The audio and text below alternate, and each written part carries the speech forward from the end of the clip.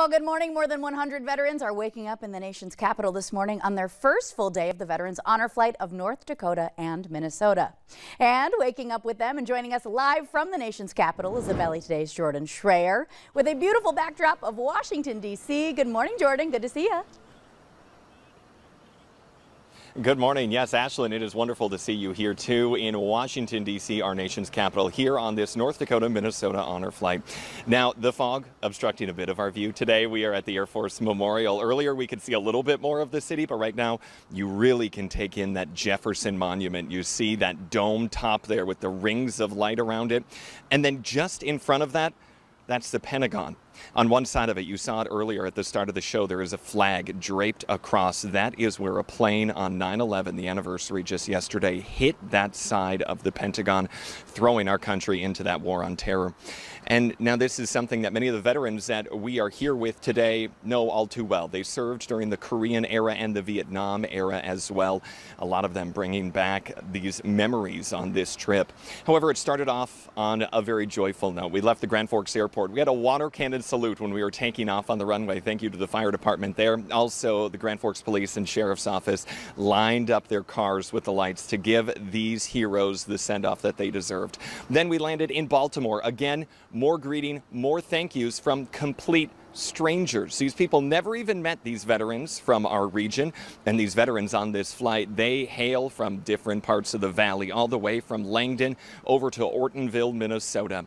There are 112 of them, 111 men. One woman is on this flight for her service that she gave to our country.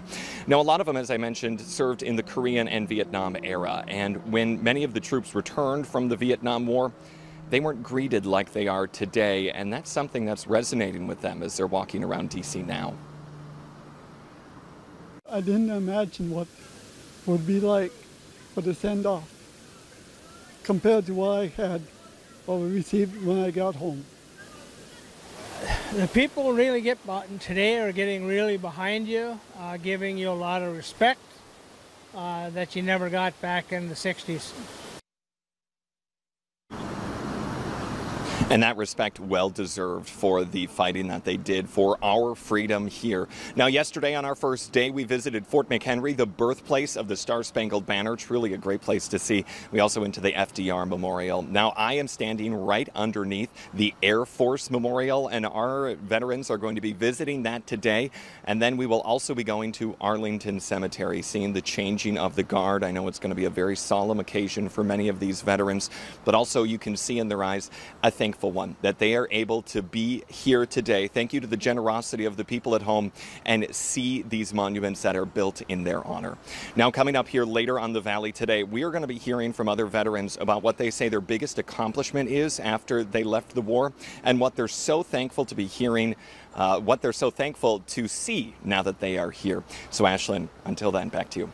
What an incredible journey. I see a foggy start for you live in Washington, D.C., but insightful reporting nonetheless. We're thankful for that check-in. Again, Jordan Schreier reporting live from our nation's capital.